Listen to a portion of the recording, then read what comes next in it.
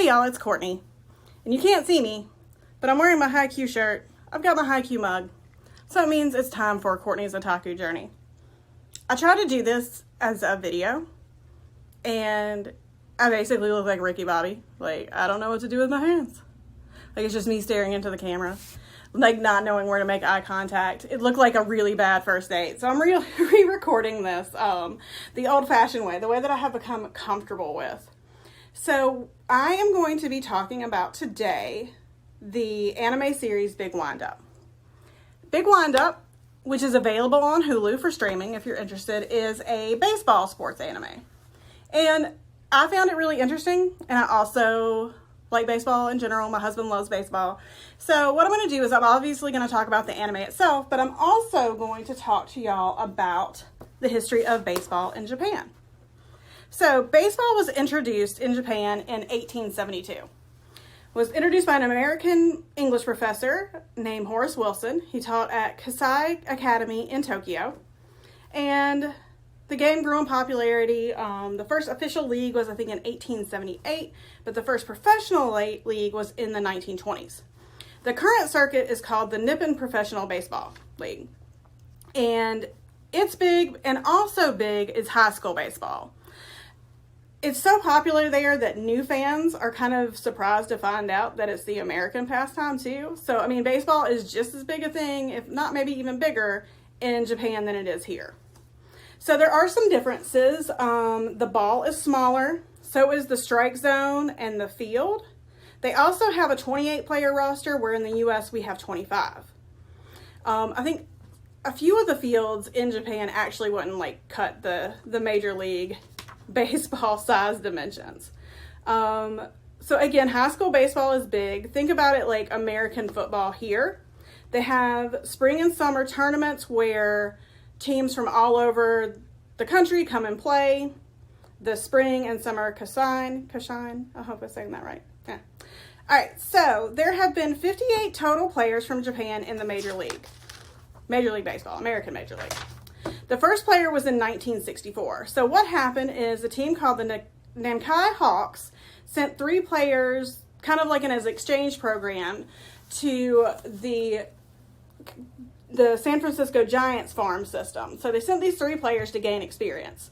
And pitcher Masasori Murakami was really, really good. He was the California League Rookie of the Year in 1964. He played for the Fresno Giants, which again is the farm team for the San Francisco Giants.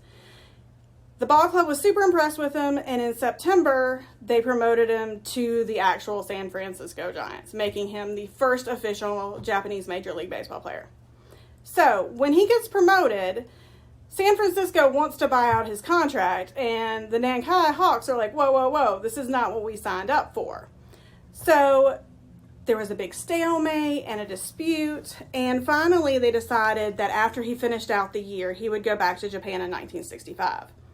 Now, because of this, what happens is the Japanese player contract agreement, which is basically a hands-off policy, and this was finalized in 1967. So, it's not until almost 30 years later, 1995, Hideo Nomo becomes the second player in the Major League. He and his agent found a clause in this Japanese player agreement.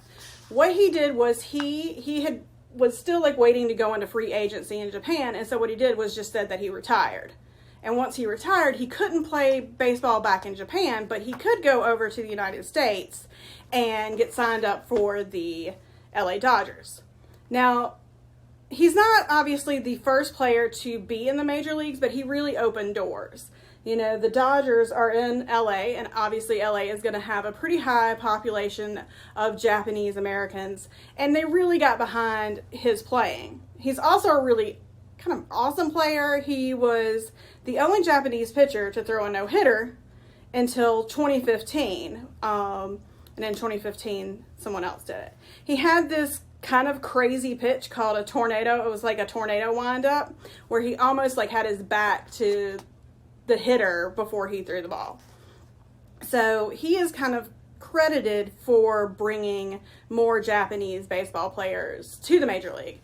So again, there's been a total of 58, and I think that there are currently 6 playing. Well, they're not playing, but they would be. All right, so that brings us to Big Windup, the series. Now, again, it's on Hulu. Big Windup started as a manga, and it was first started in 2003 by Eiza Higuchi. And it's still being printed. There are at present 32 volumes. The anime, which is 2 seasons, it spanned from 2007 to 2010. There are 40 episodes.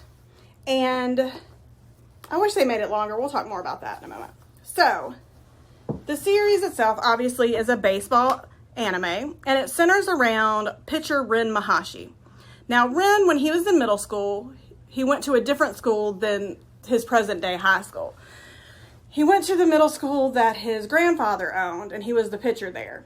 Now, his baseball teammates thought that he got the job as pitcher because of favoritism, because he was the grandson of the school owner, and that he wasn't a very good pitcher, and, they just didn't like him. And Mahashi has a lot of anxiety issues, which we're going to talk about in a little bit, but, while they were bad when he was younger, his middle school years did not help matters any. So he decides after middle school's over that he's going to transfer schools, that he feels bad, that he ruined baseball for his teammates, and that he vows to never pitch again. So while he's walking around his new school, he sees these kids going to the baseball field, and he follows them, and just through a series of circumstances, he ends up confessing that he's a pitcher. And the team, these guys are all excited because they need a pitcher. They're reforming the baseball team. They haven't had a baseball team in a while. And everybody that is there, I think, is a first year. So they're all babies. And again, there's not that many of them. I think about 9. Enough to field a team, but not enough to have, any depth in the dugout. So it's at this practice that he meets the catcher named Takia Abe. Now, Abe and Mahashi have the closest relationship in this thing. And where Ren Mahashi is just nervous and like a little bird, Takia Abe is just stern dad, kind of grumpy bear. He's a catcher. He's really methodical in his catching. He's very cerebral, always thinking about stuff. And he has Mahashi pitch to him. And again, Mahashi pitches and expects everyone to laugh at him and think that he's no good. And Abe sees the potential in him. And he's like, yes, this pitching is awesome. Because it's weird pitching. This kid's got 4 breaking balls, and one of his balls that counts as a breaking ball is his fastball, because it's weird and slow and nobody can get the timing of it. Also, Mahashi is a super crazy, accurate pitcher. So when he practices, he divides up his strike zone into 9 different segments. And just to kind of compare it, major league pitchers usually have their strike zone divided into 4 segments. So he's crazy accurate. All right.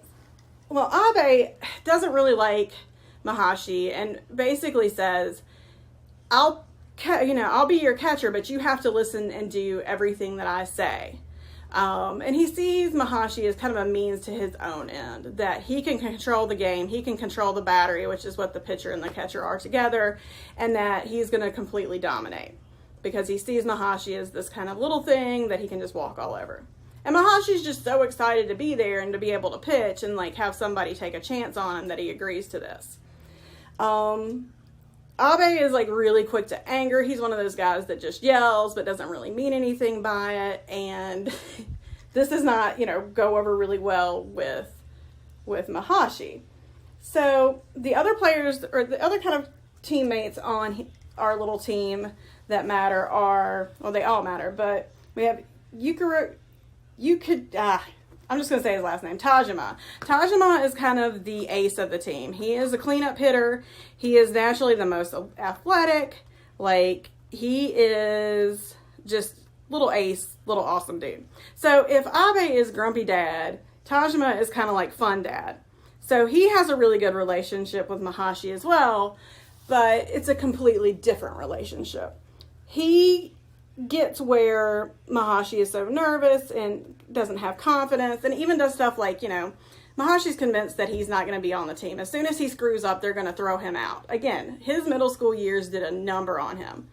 So what happens is Tajima one day just like takes a like felt marker and puts like the number one, gives him the number one spot on his uniform. It says, "You're the number one, you're our ace." And just kind of helps build Mahashi's confidence up. Another player that's important is Asuza Hanai, and he kind of starts off as an asshole.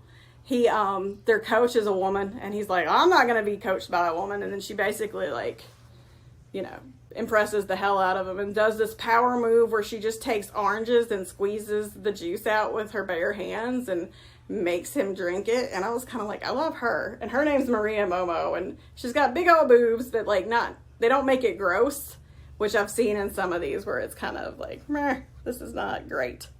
So our first season is about the team forming, and also they go and play, which is wild to me. They go and play at the end of like their, they have this training camp. And the first team that they go and play is Mahashi's old team. So, which is crazy. Like, and it's like, it's called Mahoshi Academy. This is Momo's idea. Like, she's like, you have to like let go of the chains of this old team by defeating them. And I'm like, lady, he got hella bullied. I don't know if this is a great idea. Like, the old catcher threatened to break his arm. So if the kid has anxiety issues before, they are not made any better by being in middle school. There is one player on the middle school team who is now the pitcher, Shigo Kanoi, who always knew that Mahashi was the better pitcher. Like, he always knew it. And during this game, there's a big kind of come to Jesus where he makes his team admit that they were dicks to Mahashi and they apologize. And luckily, like, our team wins. And before the game, Mahashi basically has like a panic attack, and Abe goes and they have a moment where Abe realizes that he's being a dick and using this kid for his own ends. And that, he needs to be a little bit more accepting of him. And it's really sweet. And by the end of the series, so the second season has them in, I think, the spring tournament. They're in one of the tournaments, and they're playing up against this like big badass team, and they beat the team that won last year in the first round. And so they're in the top 8, and they're playing this team, and you get introduced to this team, and you don't really care about them. So I'm like, go back to our original team. I don't want to learn about these new guys. And like they're cheating in the stands. They're like the Astros. They've got people like sending call signs and stuff in, but they lose. But the thing that happens is Abe gets hurt and has to come out of the game. And again, this team only has enough people to field, just as is. So what happens is Tajima has been practicing at pitcher, and he comes in, and Mahashi really kind of has to grow as pitcher, because what's been happening is he just pitches whatever Abe calls. Like, whatever the call is, that's what he pitches, and that's kind of their relationship. And since Tajima's so new to catching, Mahashi kind of has to take that lead role, and it's a big moment. And it's nice to see him too, like, work and develop with other teammates, because, for the longest time he's just been with Abe. And I think everybody kind of learns that, especially Abe too, that you can't just dictate to him what to do, that he's his own person and that he has ideas. Because when he gets off the mound, he tells Abe that, when he worked with Tajima, it was like having a conversation. And I liked that aspect, that it wasn't just him being told what to do. And the series ends with them talking about going to the next tournament and, moving forward. And they've all like have newfound understandings of one another's relationships. So the things that I really liked about it is, again, Mahashi has severe anxiety. And it's nice to see, especially like if you think about it, 2003 when this was originally printed, and then 2007 when it became a TV show, that you're dealing with mental health issues and you're dealing with somebody who has severe anxiety. And I think it's accurately portrayed. When they're at their summer camp, all the boys are asleep, and you still have Mahashi up at night, just nervous, still worried about if he messes up, if they're just going to, throw him away. And then you get to see everybody's kind of relationship with dealing with somebody with anxiety, and they all deal with it differently. You know, Abe is very short to like just shout, but then, you know, he knows how to center. He's got his way of centering Mahashi, and then Tajima has a completely different way, and then Hanai even has a different way. And you hear a lot of his like, this kid drives me crazy, but I know I have to be gentle with him or do this with him. And I think like it's kind of fun to see through the 2 seasons, they go from looking at him as just being like an asset for the team to actually being a friend. So I liked that aspect of it. I think there's some cool tie-ins too. Like, you know, Major League Baseball player, I think Zach Greinke had anxiety. And so, you know, he talked a little bit about his anxiety, and especially being on the mound and having to work with a catcher. The other things that I really liked about it is it shows you how kind of cerebral baseball actually is. You go through kind of like how pitches are chosen, how the catcher really kind of drives the game in like what pitches that he decides are going to be thrown. And, you know, it's not just go out there, swing at a ball, hit it, and then go. And I think a lot of people just think that's what it is. But there's really kind of a nuance and an art to what happens between your battery, between your pitcher and your catcher, and deciding like timing and who's going to throw what and when you're going to throw an intentional ball and all this kind of stuff. So I really enjoyed that aspect of it, about seeing how players have to think 3 or 4 moves ahead. I also really enjoyed in this one that you have parents. So in a lot of these, and these kids are always in high school, or usually in high school, there's family just completely missing. Like they're just devoid of family. They exist in this own little entity. Like there's no parental support. But in this one, you meet everyone's parents, and not just like, hey, hello, here's a mom. Like the parents come to the games. They form a support and cheer club. They give money to, you know, like to the coach to help her, and, you know, she's moved. And so you get to see active involvement with families. And I liked that. And I felt like it gave it a little bit more of a sense of realism than some of the other ones where it's just like teenagers acting as adults all by themselves. So seeing the parents and the little brothers and sisters and siblings and seeing people at the game, I really like that, because like even Haikyuu, I love that series, but like nobody's parents are at these tournaments. And I'm like, what is going on? Like your kid is in like the national tournament. You would think that you would be there.